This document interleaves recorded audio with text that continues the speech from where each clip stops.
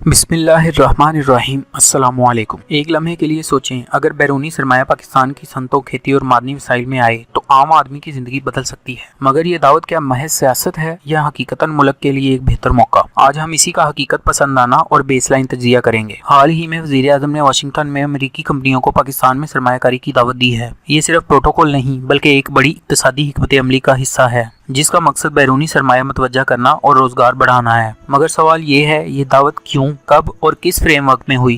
سرکاری ذرائع اور بین الاقوامی رپورٹس کے مطابق وزیر اعظم نے خاص طور پر زراعت، آئی ٹی، توانائی اور معدنیات جیسے شعبوں میں امریکی کمپنیوں کی شمولیت کی بات کی ہے۔ اس ملاقات میں یہ بھی کہا گیا ہے کہ پاکستان میں سرمایہ کاری کے لیے واضح روڈ میپ اور اصلاحات لائی جائیں گی۔ پاکستان کو حالیہ سیلاب اور معاشی دباؤ کا سامنا ہے۔ زرعی نقصان، برآمدات میں رکاوٹیں اور بجٹ کے چیلنجز نے ملکی معیشت کو کمزور کیا ہے۔ بیرونی سرمایہ کاری اگر ٹھوس پروجیکٹس میں لگے تو روزگار پیدا ہوگا، انفراسٹرکچر بہتر ہوگا اور مقامی صنعت کو جدید ٹیکنالوجی مل سکتی ہے، مگر شرطیں واضح ہونی چاہیے: شفاف پالیسی، سرمایہ کار کا تحفظ اور مقامی فائدہ۔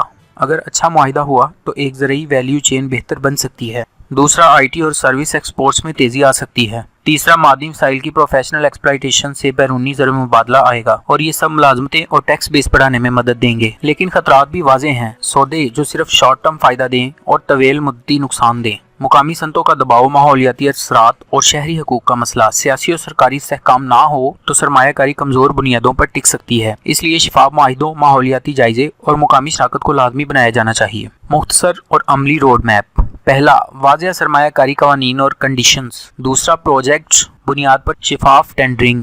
تیسرا، مقامی فرینڈلی پالیسیاں تاکہ مہارت اور ٹیکنالوجی ٹرانسفر ہو۔ چوتھا، ماحولیاتی اور سماجی تحفظات کو ضامن بنایا جائے۔ یہی وہ بنیادیں ہیں جن پر حقیقی فائدہ ممکن ہے۔ خلاصہ یہ ہے کہ امریکی کمپنیوں کی دعوت موقع ہے، مگر موقع اور رسک دونوں ساتھ ہیں۔ صحیح پالیسی، شفافیت اور مقامی شمولیت کے بغیر یہ صرف ڈھول کی ہوا بن کر رہ جائے گا۔ اگر یہ دعوے عملی عمل اور پروجیکٹس میں تبدیل ہو جائیں تو عام شہری کا فائدہ یقینی ہے، ورنہ یہ محض سفارتی نکتہ بازی رہے گی۔ یہ تھی ایک حقیقت پسندانہ نظر اس دعوت سرمایہ کاری پر۔ اگر ویڈیو پسند آئی تو لائک، شیئر اور سبسکرائب لازمی کریں۔ آج تک کے لیے اتنا ہی۔ اللہ حافظ۔